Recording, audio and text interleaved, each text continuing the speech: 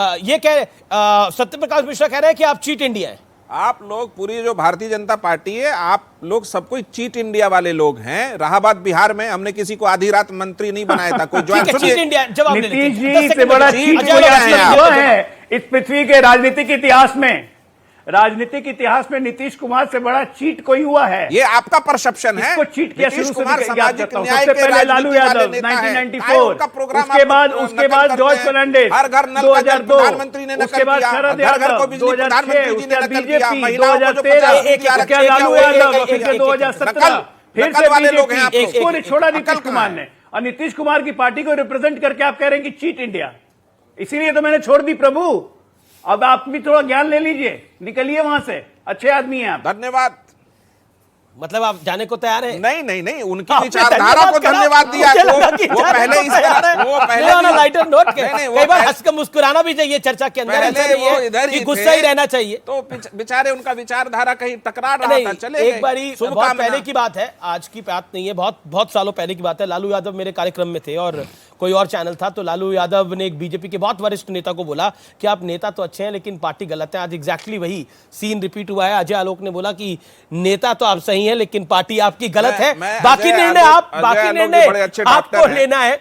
राधिका खेड़ा, सीधा एक पॉइंट है, लाल डायरी का मुद्दा प्रधानमंत्री ने बहुत उठाया राजस्थान के अंदर और कहा कि जब लाल डायरी वालों के काले कारनामे खुलेंगे तो बहुत कुछ पता लगेगा।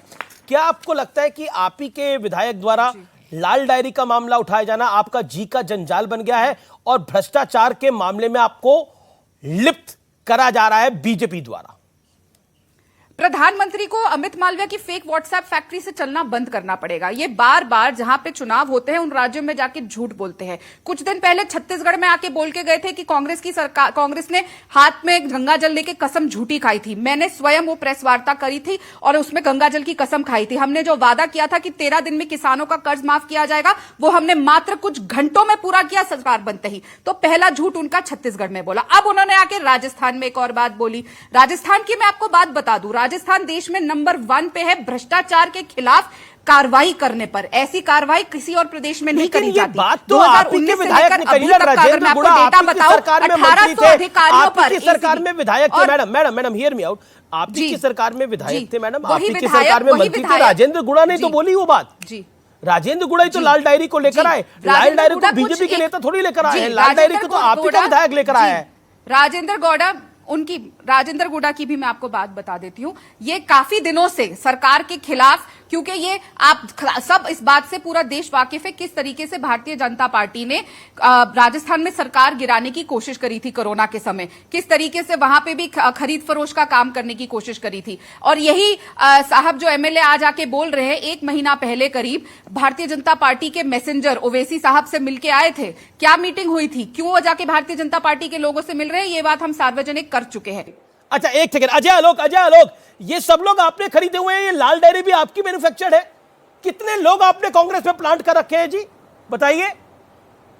कभी कोई निकल आता है, कभी कोई निकल आता है। मुझे तो समझ ही नहीं आता है इतने आएगा। अरे मुझे समझ ही नहीं आता है कांग्रेस पार्टी अपने अस्तित्व में क्यों है भाई? जब हमने इतने ही प्लांट किए हुए तो जिस दिन चाहेंगे कांग्रेस खत्म कर देंगे, कांग्रेस मुक्त भारत हो जाएगा पूरा सपना। On a serious note Radhika Khera, क्या आपको लगता नहीं है जो राजेंद्र गुड़ा है, he has done damage to Congress on a very serious note? BJP ने करवाया, किसी ने करवाया, लेकिन पब्लिक परसेप्शन, पब्लिक की आई में आपको नुकसान। 2-3 चीजों का जवाब दे जी 30 सेकंड, आखिरी दौर है, 30 सेकंड का जवाब दे दूं यहाँ पे। जी पहले यहाँ पे बोला गया अजय आलोक द्वारा कांग्रेस मुक्त भारत। बोलते रहिए, ऐसे करते करते भारतीय जनता पार्टी से मुक्त हो चुका है दक्षिण भारत। करते करते पूरे प्रदेश से ही आप लोग मुक्त हो जाएंगे। नारा आप हमें निकालने का दे रहे थे, खुद 0 पे आ गए हैं दक्षिण भारत पे। दूसरी बात, यहाँ पे गुड्डा साहब की बात करते हैं। गुड्डा साहब कहूंगी क्योंकि भैया आजकल तो उन्हीं के चर्चे हो रहे हैं हर जगह। वो कहते हैं कि मुझे अशोक गहलोत जी ने जहां पे रेड हो रही थी वहां भेजा डायरी चुराने के लिए। वहां पे जो मोदी जी ने लोग भेजे हुए थे रेड करने के लिए, वो सब देखते रह गए। गुड्डा साहब गए वहां से डायरी चुराए और आ गए। कार्रवाई नहीं करी गई तब रेड से लेकर आज तक।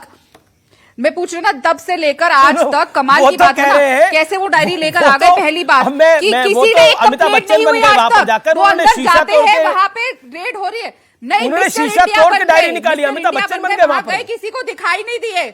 याद है ना, ऐसी कोई घड़ी पहनते थे Anil Kapoor mister India picture में, जी। और गायब हो जाते थे। मुझे लगता है ऐसी कोई घड़ी उनके पास भी थी। वहां गए, इतने अधिकारी आए हुए थे मोदी साहब के, वहां पे मोदी जी की टीम पहुंची हुई थी रेड करने, किसी को पता नहीं चला। एक आदमी जाता है। राधिका जी, मैं मिस्टर इंडिया वाली बात भी मानता हूं। मैं कहता हूं कि ये गुड़ा साहब जो है ये सब बिल्कुल फ्रॉड बोल रहे हैं, गलत बोल रहे हैं, लेकिन सब कुछ सही है। अगर कुछ गड़बड़ नहीं थी तो डायरी फाड़ी क्यों, छीनी क्यों? अगर डायरी में कुछ नहीं था तो फाड़ क्यों दी डायरी उसी टाइम? पहली बात, अगर वो डायरी में कुछ था, अमीश जी, एक तरीका होता है, देश की संसद हो चाहे या कोई भी असेंबली हो, जहां पे अगर आपने कोई बात करनी है तो आपको अगर उसको पेश करना है, दिखाना है, तो आपको पहले बताना पड़ता है। तो ऐसे जाके आप नहीं कहते कि जी मैं ये कागज लेकर आया हूं, मैं ये लेकर आया और मैं पेश सही है, कर इस कागज में कुछ नहीं होगा। कागज आप भी ले रही है, कागज में कुछ नहीं होगा, लेकिन वो डायरी फाड़ी क्यों? अगर डायरी में कुछ रेगुलेशंस होते हैं। उन्होंने अगर कुछ दिखाना था, वो लिखित में मोदी कह रहे हैं लाल डायरी में काले कारनामे थे, नरेंद्र मोदी कह रहे हैं लाल डायरी में काले कारनामे थे। मैंने तो बता दिया। मोदी जी तो ये भी कहते हैं कि हम गंगा जल की कसम झूठी खाते हैं। 10 सेकंड वो कह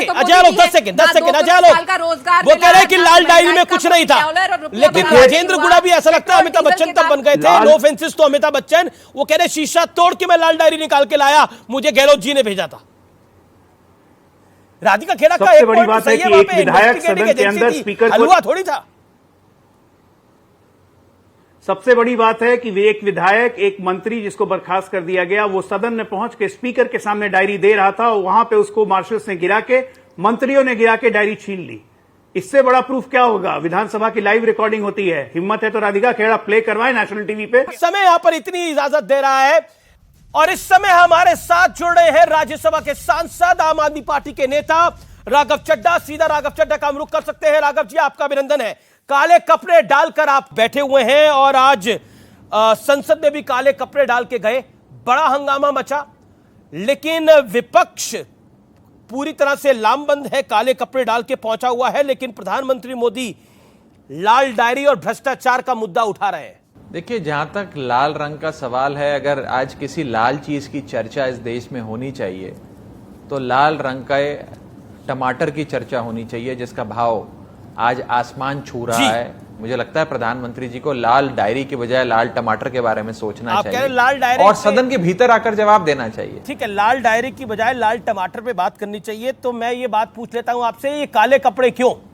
देखिए, आज संसद भवन के भीतर इंडिया समूह के तमाम सांसद काले वस्त्र पहनकर गए जी, और जब संसद भवन के भीतर हमें नहीं बोलने दिया जाता अमीश भाई, तो हमने एक विरोध प्रदर्शन करने के लिए एक प्रकार का नया प्रोटेस्ट दर्ज कराया काले वस्त्र पहनकर, और प्रयास यही था कि इन काले वस्त्रों के जरिए सरकार तक मैसेज पहुंचाएं कि हमारी ओर देखो, हमारी बात सुनो, और हम मणिपुर के लोगों की आवाज उठाना चाहते हैं, हमें मौका दो। राज्यसभा के नेता सदन पीयूष गोयल ने कहा कि आजकल